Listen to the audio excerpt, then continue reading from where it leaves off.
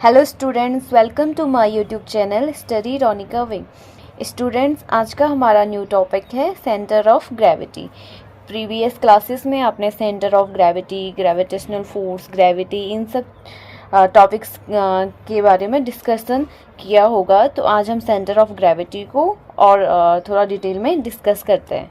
अब यूनिवर्स में क्या होता है, प्रत्येक ऑब्जेक्ट बहुत छोटे छोटे पार्टिकल से मिलकर बना होता है। ठीक है, आपने प्रीवियस क्लासेस में पढ़ा होगा कि जो ऑब्जेक्ट होते हैं वो क्या होता है, बहुत छोटे छोटे पार्टिकल से मिलकर बना होता है।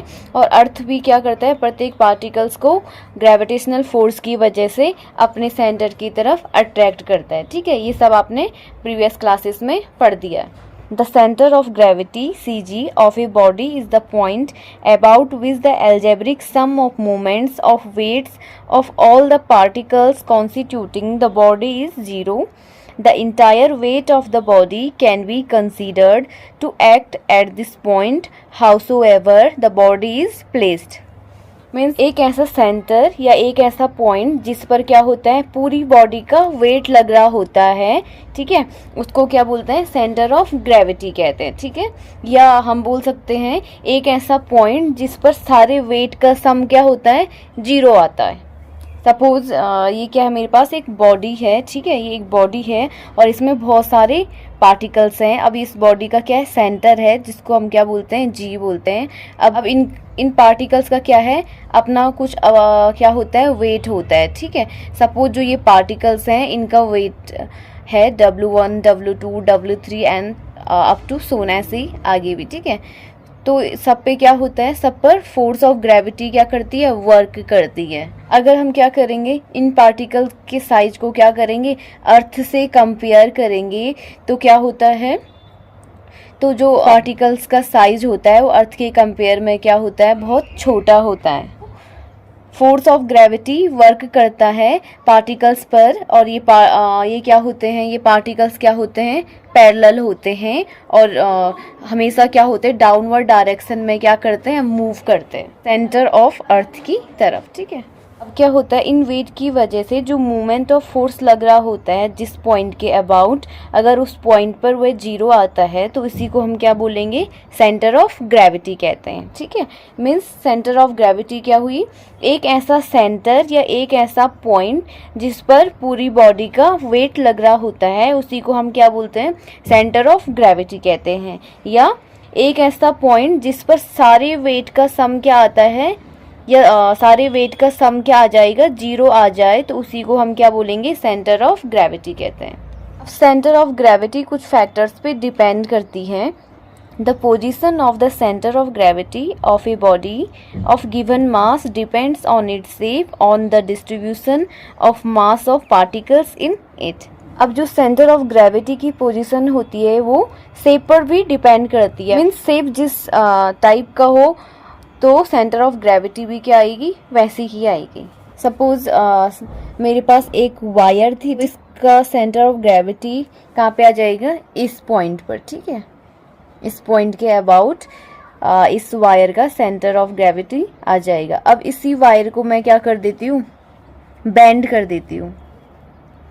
इस वायर को अगर मैंने बेंड कर दिया तो इसका सेंटर ऑफ ग्रेविटी किधर आएगा, इस पॉइंट पर। मीन्स सेंटर ऑफ ग्रेविटी किस पर डिपेंड करती है, उसके शेप, साइज और स्ट्रक्चर पर भी डिपेंड करती है। ठीक है, जिस साइज का, जिस शेप का स्ट्रक्चर होगा, सेंटर ऑफ ग्रेविटी भी क्या आएगी, उसी के अकॉर्डिंग आएगी।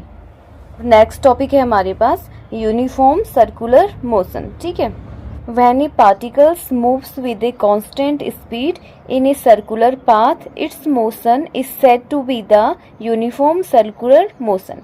ठीक है, अगर क्या होता है, कोई भी पार्टिकल्स एक कांस्टेंट स्पीड से एक सर्कुलर पाथ में मूव कर रहा है तो इस मोशन को हम क्या बोलेंगे, यूनिफॉर्म सर्कुलर मोशन। ठीक है, कोई भी पार्टिकल्स है हमारे पास और वो क्या कर रहा है, एक सर्कुलर पाथ पर क्या कर रहा है, एक कांस्टेंट स्पीड से मूव कर रहा है, तो ये मोशन को हम क्या बोलेंगे, यूनिफॉर्म सर्कुलर मोशन।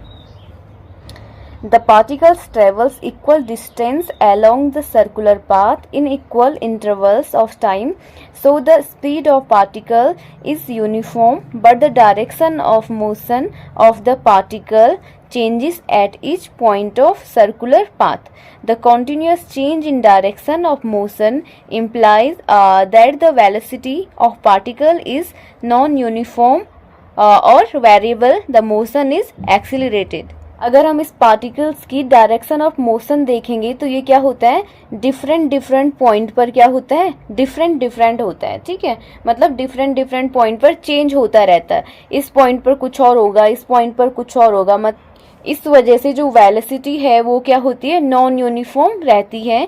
तो इस मोशन को हम बोल लेंगे क्या, मोशन इज एक्सीलरेटेड.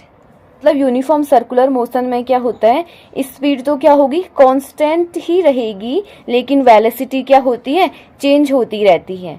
ठीक है, वेलोसिटी चेंज होगी तो यहाँ पे क्या होगा, एक्सीलरेशन होगा.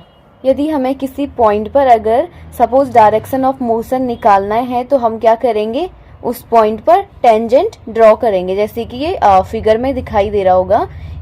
अगर हमें किसी भी सर्कुलर पाथ पर डायरेक्शन ऑफ मोशन निकालना है तो हम उस पॉइंट पर क्या करेंगे, टेंजेंट ड्रॉ करेंगे.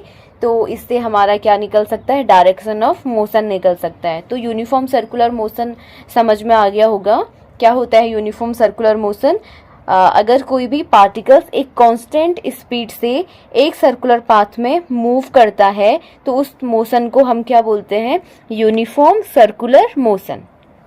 अगर आपको इस वीडियो से कुछ इन्फॉर्मेशन प्रोवाइड हुई या कुछ हेल्प मिली तो इस चैनल को लाइक, शेयर एंड सब्सक्राइब कीजिए. Thank you.